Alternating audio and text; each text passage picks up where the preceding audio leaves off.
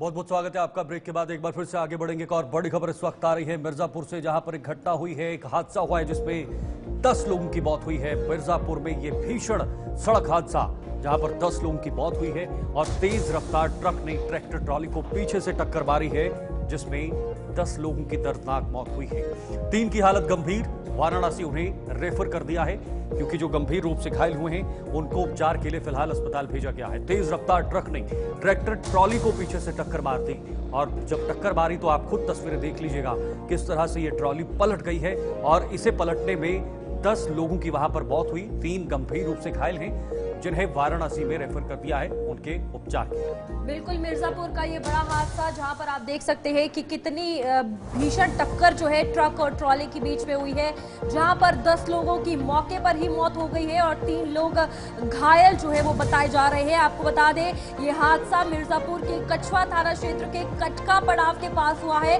और किस तरीके से ट्रॉला जो है ट्रैक्टर में जा घुसा आप साफ तौर पर तस्वीरों में देख सकते हैं, जिसमें मौके पर ही 10 लोगों की मौत वाकया हुई है। फिलहाल जो 3 गंभीर रूप से घायल है उन्हें आपको बता दें कि वाराणसी ट्रॉमा सेंटर भेजा गया है और वहां पर उनका इलाज जो है इस वक्त जारी है। ये बड़ा भीषण सड़क हादसा तस्वीरों में आप देख सकते हैं कि किस तरीके से पुलिस जो है वो भी मौके पर पहुंची।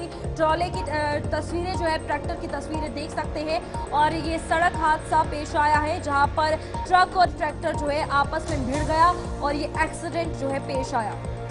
तो चलिए इस हादसे पर पुलिस के आला अधिकारियों ने क्या कुछ कहा है वो सुन। लगभग 1 बजे के आसपास हम लोगों को सूचना मिली कि मिर्जा मुराद कछवा बॉर्डर पर जीटी रोड पे एक एक्सीडेंट हुआ है, जिसमें कि एक ट्रैक्टर जिसमें 13 लोग सवार थे, जो कि जनपद भदोही से जा रहा था और बनारस की तरफ जा रहा था, उसको पीछे से एक ट्रक ने टक्कर मारी है जो कि अनियंत्रित हो चुका था। तत्काल इस सूचना पे हम सभी लोग वहाँ मौके पे पहुँचे और वहाँ पर जो भी बचाव का कार्य शुरू किया गया। उन 13 लोगों में से 10 लोगों की मृत्यु हो गई और 3 जो घायल हुए उनको तत्काल इलाज के लिए बीएचयू भिजवा दिया गया है। ये सभी 13 लोग जनपद और भदोही में काम करते थे लेबर का और आज रात्रि में ढलाई का काम करके वापस अपने गांव जो कि मिर्जा मुराद में पड़ता है बनारस में, वहाँ लौट रहे थे और ये सभी लोग वहीं मिर्जा मुराद के रहने वाले हैं। इसमें जो शव हैं 10 लोगों के, उसको कब्जे में लेके मोर्चरी भिजवा दिया गया है।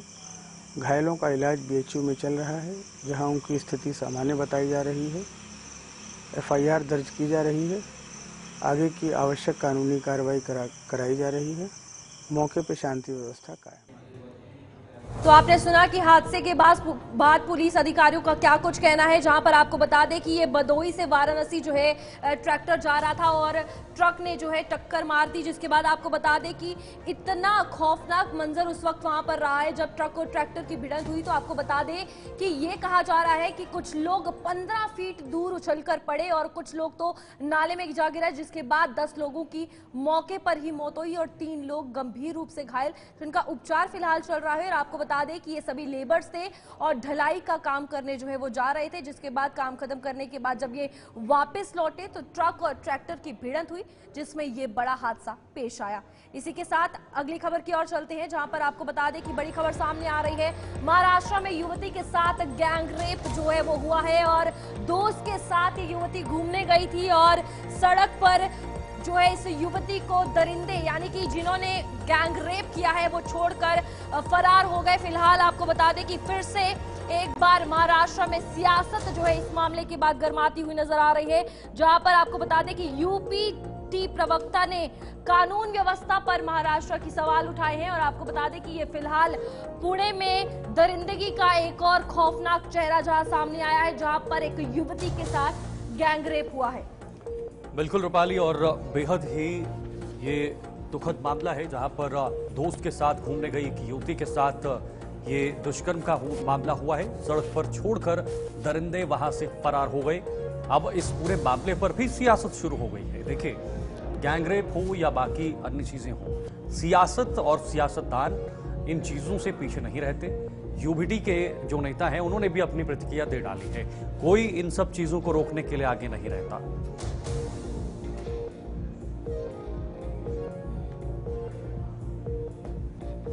चलिए क्या कुछ कहा है, सियासतदानों की क्या प्रतिक्रियाएं आई हैं, वो भी आपको सुनाते हैं। पूछने का एक हमारे महाराष्ट्र में कानून व्यवस्था पूरी तरह लचर हो गई है, चरमरा गई है, क्योंकि गृह मंत्री, मुख्यमंत्री का ध्यान कानून व्यवस्था पर बिल्कुल नहीं है।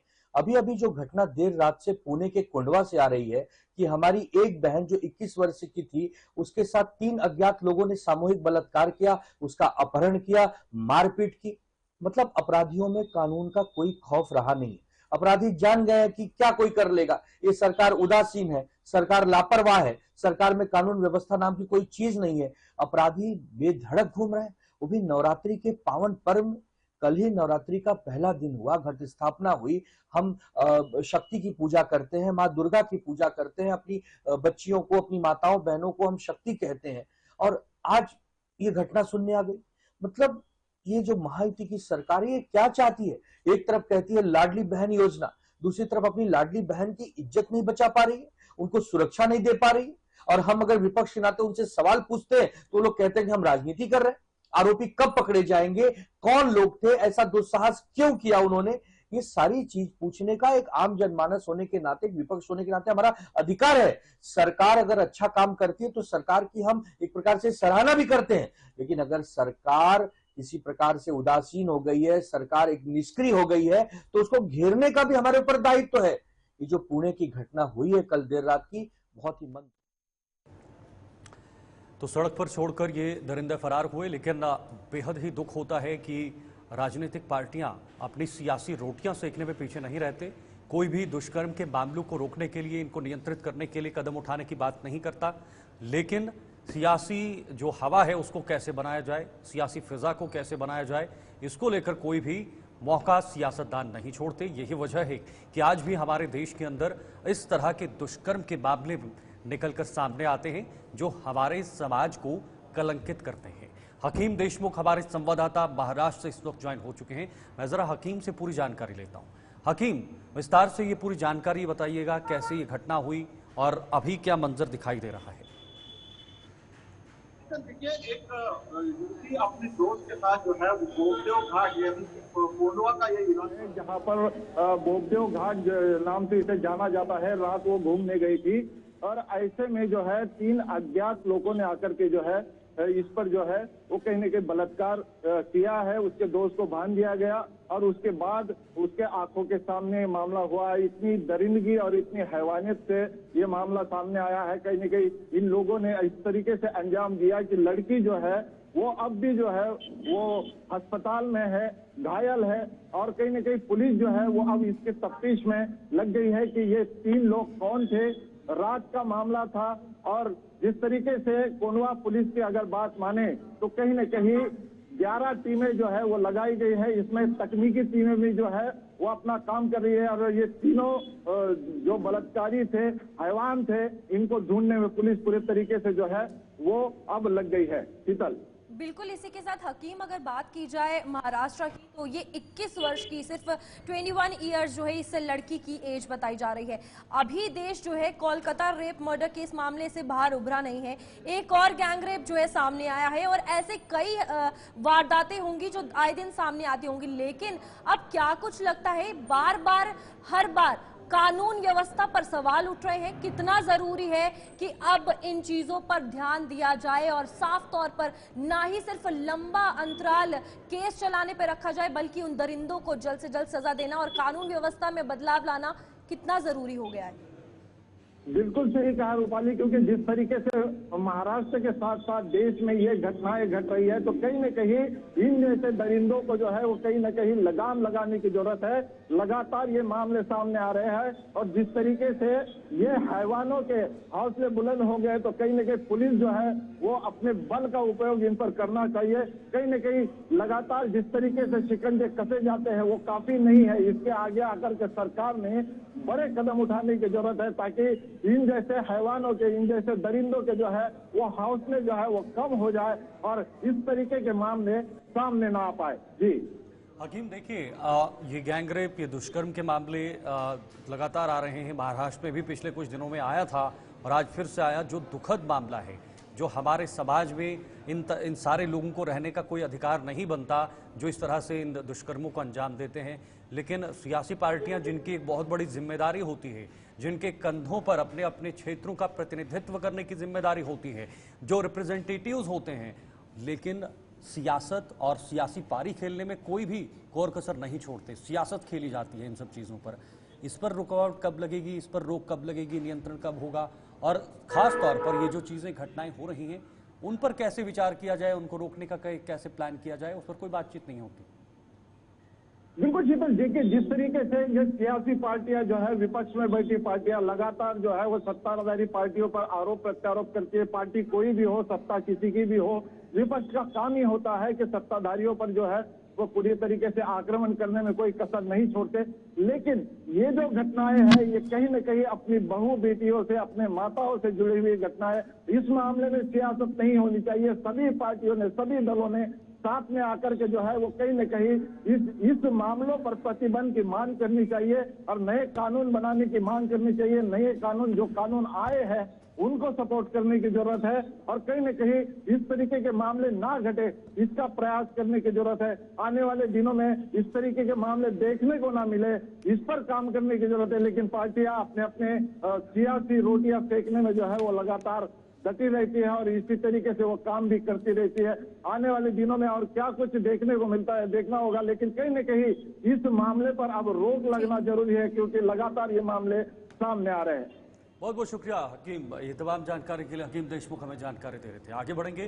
तिरुपति लड्डू मामले में सुनवाई होनी है और ये विवाद अब छिड़ गया है। सुप्रीम कोर्ट में इसकी सुनवाई भी शुरू हो गई है। इसमें चर्बी मिलावट का पूरा मामला है। सुप्रीम कोर्ट ने नई एसआईटी का गठन किया है जो इस पूरे मामले पर जांच करेगी। लेकिन एक तरफ गठन हो तो जाता है, लेकिन सियासी घमासान, देखिए हर जगह सियासत तो मच जाती है। ये तिरुपति लड्डू का मामला, जिसमें चर्बी का मामला आया था कि इसमें चर्बी मिलाई जाती है, उसके बाद भोग लगाया जाता है, इस पर अब मामला सुप्रीम कोर्ट में है और सुप्रीम कोर्ट में सुनवाई भी शुरू हो गई। बिल्कुल, इसी के साथ अब साफ तौर पर सुप्रीम कोर्ट का भी ये बयान सामने आया है कि ये आस्था पर सवाल उठा है, क्योंकि तिरुपति के लड्डू प्रसाद की अगर बात की जाए तो उसमें साफ तौर पर चर्बी सामने आई है जब ये टेस्टिंग के लिए भेजा गया। और इस पर सबसे बड़ा सवाल देश की आस्था पर उठा और कहा गया कि कई बड़े फैसले जो है इन पर लिए जाएंगे, जहां पर आपको बता दें कि कई मंदिरों में इस मामले के बाद ये भी कहा गया कि अब घर से लाया हुआ प्रसाद ही जो है वो चढ़ाया जाएगा। लेकिन सुप्रीम कोर्ट ने भी बड़ा बयान जो है वो सामने रखा है और साफ तौर पर कहा है कि आस्था का सवाल है और स्वतंत्र एसआईटी करेगी जांच।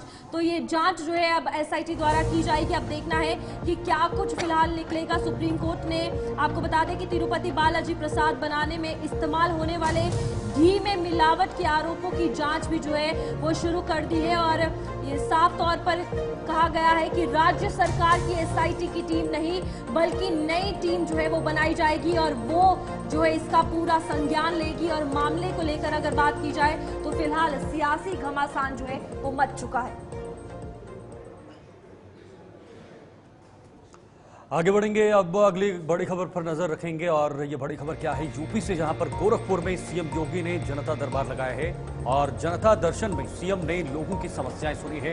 अपने क्षेत्र में जनता दरबार लगाने में योगी आदित्यनाथ नहीं चूकते और अधिकारियों को भी निर्देशित करते हैं कि जो भी जनता की समस्याएं हैं उनको जल्द से जल्द हल किया जाए, उनका निराकरण किया जाए बिना किसी देरी की।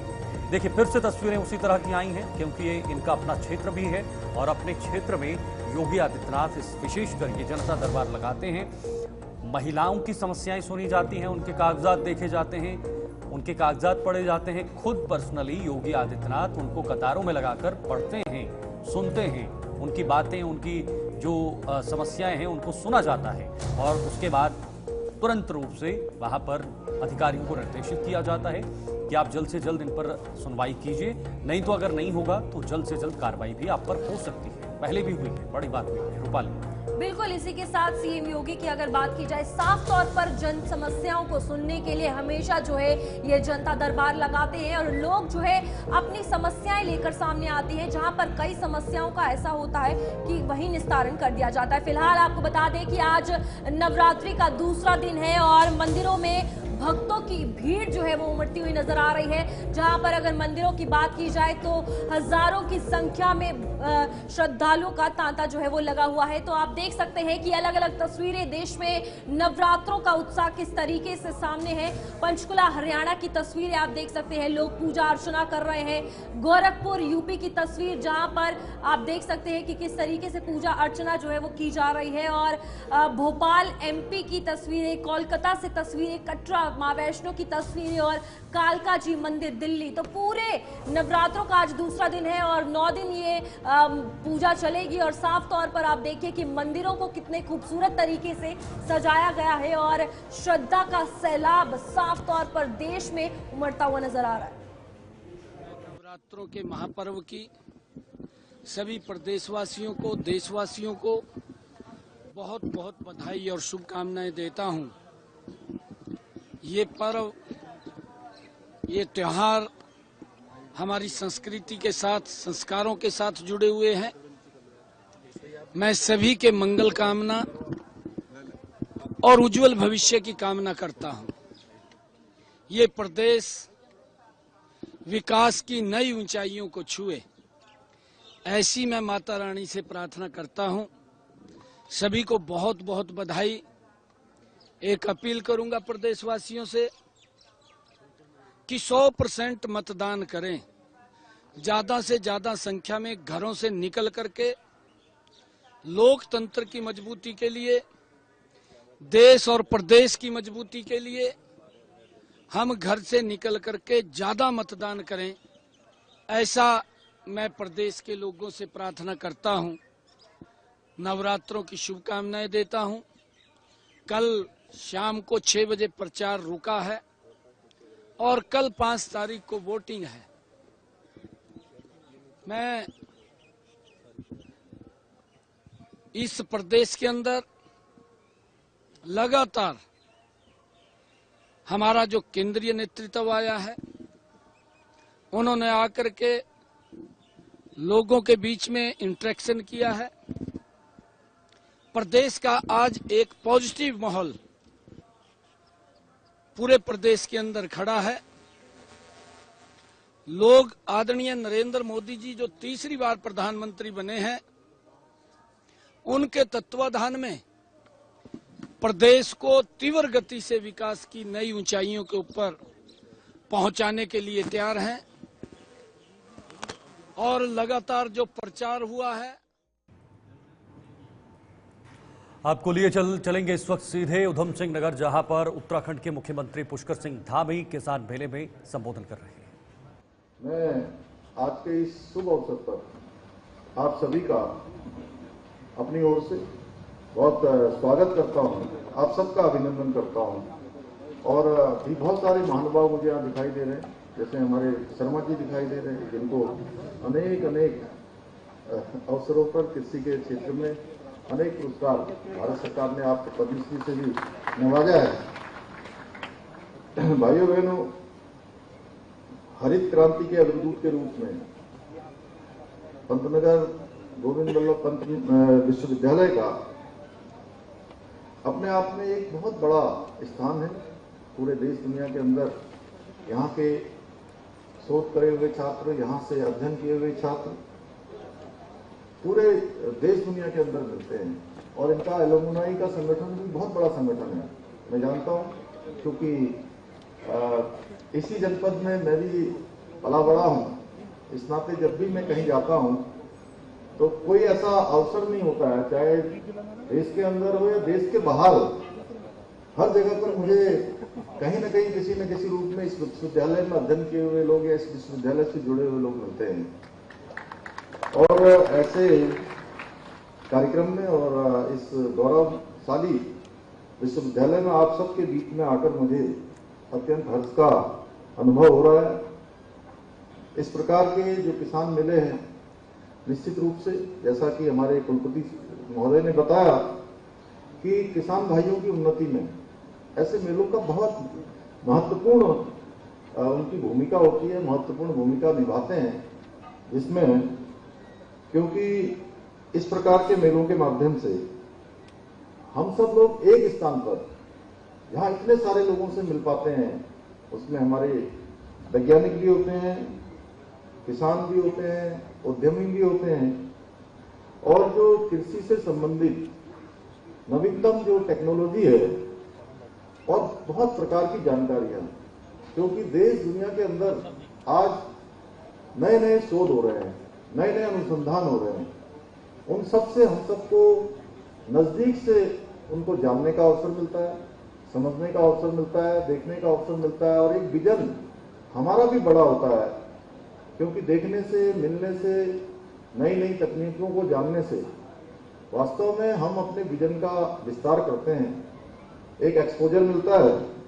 इसके साथ ही किसान भाइयों को मेलों के माध्यम से उन्नत प्रकार के जो बीज हैं, पौध है, कृषि यंत्र है, जैविक खाद है, और कृषि से जुड़ी सभी प्रकार की जो आवश्यक चीजें होती हैं, आवश्यक वस्तुएं होती हैं, वो सभी एक स्थान पर ही मिल पाती हैं। मुझे पूरा विश्वास है कि इस मेले में प्रदर्शनी के द्वारा उपलब्ध कराई जा रही तकनीकी जानकारियों से हमारे किसान भाई उपलब्ध होंगे। मेरा भी आज पूरा मन था, कुलपति महोदय कह भी रहे थे कि पूरा पंडाल घूमते हैं, पूरी प्रदर्शनी देखते हैं, और अच्छा होता कि मैं भी सभी प्रदर्शनी में जाता। हमारे कमिश्नर साहब भी जाते, जिलाधिकारी जी भी जाते, हमारे सीडीओ साहब मनीष बड़े ये भी नवाचार करने पर विश्वास करते हैं। मैं इनका नाम विशेष रूप से उल्लेख इसलिए कर रहा हूँ कि नए IAS अधिकारी हैं और बहुत नजदीक से चीजों को जानते हैं और उसका समाधान भी करते हैं। तो निश्चित रूप से ये हमारे कृषक भाइयों के लिए और कृषि को आगे बढ़ाने में अपना योगदान देते, लेकिन थोड़ा सा पूर्व निर्धारित कार्यक्रम होने के कारण से मैं कुछ ही एक स्टॉल देख पाया, लेकिन मन से मैं सारी स्टॉल देख रहा हूँ कि वास्तव में हमारे विश्वविद्यालय के द्वारा बड़ा प्रयास किया गया है और विश्वविद्यालय लगातार प्रयास भी कर रहा है। उसी का परिणाम है कि हमारा सीएम धामी इस वक्त उधमसिंह नगर में मौजूद थे, लाइव संबोधन कर रहे थे। किसानों के मेले में सीएम धामी पहुंचे हुए थे और किसानों के हित में क्या कुछ कदम सरकार की तरफ से भविष्य में उठाए जाएंगे उसको लेकर भी उन्होंने मंथन किया है। न्यूज रूम लाइव में आज के लिए फिलहाल इतना ही, कल फिर हाजिर होंगे, तब तक के लिए दीजिए इजाजत, नमस्कार।